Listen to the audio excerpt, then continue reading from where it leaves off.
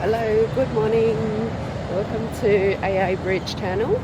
So I was playing pickleball with a lot of neighbors and friends, and some of the topic we covered after we play pickleball is how we are using AI in the workplace. So I believe everyone agreed that they have started using some form of AI. In particular, using AI to not do everything, So I have one friend in accounting. He said, I've used AI to quickly come up with a reference to a standard or a solution. But obviously they'll vet it and then review it, correct it, finalize it, because you can't trust it 100%. So it's still, I would say, still probably not 100% accurate. Sometimes there's, if you're an expert, you can pick it out, just some minor errors and things like that. But I think we all agree that it actually massively speed up, the process and finding a solution. That's what we can agree on. Same with building services. So a lot of the engineers, obviously, we still believe that it's not really able to do our job, not even close.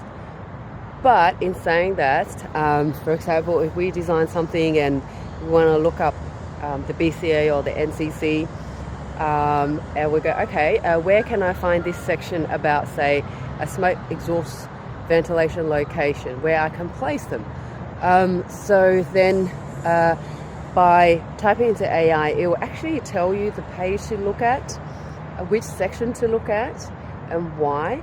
And so in the past, we have to rely on our memory for like thousands and thousands of pages of the Australian standard. But this time around, it can actually point you to the area where you can check it up and refresh your memory and go through that, that particular section to say, oh, okay, yes, that's right.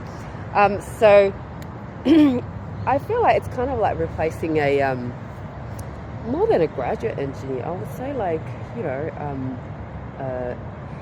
intermediate level engineer type of knowledge, and able to save you a lot of time, searching through pages and pages of Australian Standard or relying on our memory.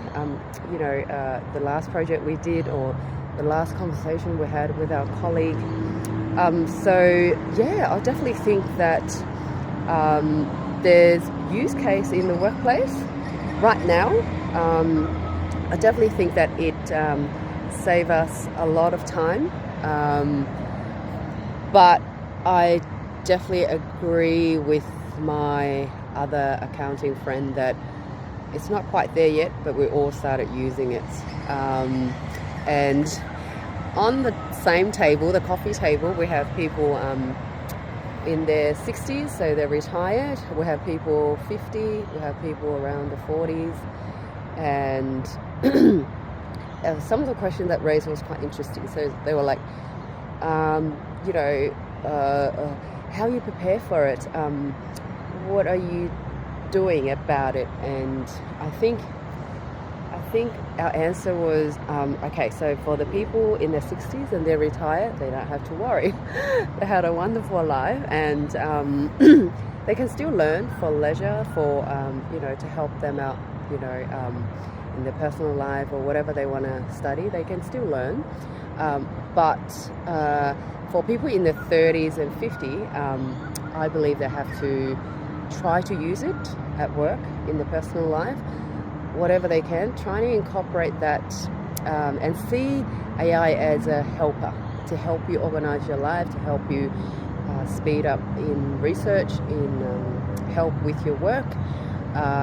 But for young people, like in their 20s or young kids, I told my friend on the coffee table, not to worry about it, that because they're native, they'll pick it up, they'll adapt quickly. So it's more people in their, I believe in their, late 30s, 40s and 50s that really need to speed up and be intentional about, using it and to learn it, and don't be afraid, and just talk to their friends, like what apps you use, what are the use cases, and learn from each other. I think that's my advice. The other topic that came up on the table was like, okay, so where does that bring us in terms of like higher education? So is it still worthwhile to spend 100k on uni qualification? And it is a question mark. We don't know, because like nowadays you can learn whatever you want if you put your hearts to it. But obviously uni give you other experience, like connecting with other friends, friendship, networking. There's other benefits, social benefits. The learning environment that the uni provides is also quite valuable, and it's, to me, like it's an experience. It's a stage of your life where you like still quite carefree, still quite young, full of ideas, full of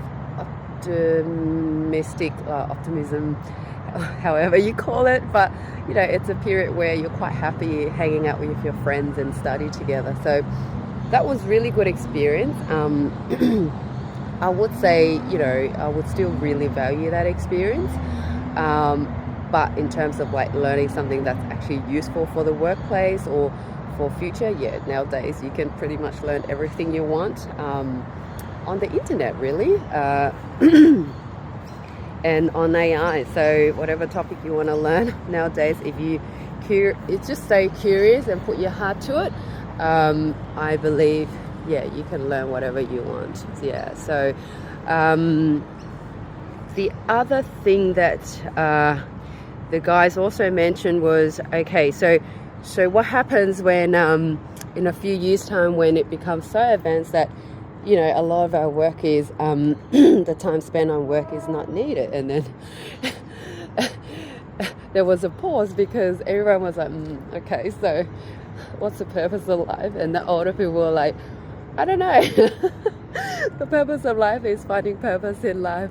It was just funny. It was just like we finished playing pickleball, so happy, and then we got into a very deep discussion, so philosophical kind of discussion. But I think on the same table, everyone agreed that this view, look at this Harbour Bridge, beautiful. I think we all agree that fundamentally, as humans, we like to connect with other humans. We like to have a laugh, have a game, have a coffee, have a decent conversation with other human beings. So that will never change, no matter how advanced is technology. Everything else changes. Nothing will change the human craving for connection, have a good laugh, and play sport together with other human beings. So I'll finish with this, and you guys have a wonderful day. I'll update you more with what I see, what I learn from all my other colleagues, and then we all learn together and improve our knowledge of AI. But don't forget, enjoy life, and have a wonderful day. Bye bye.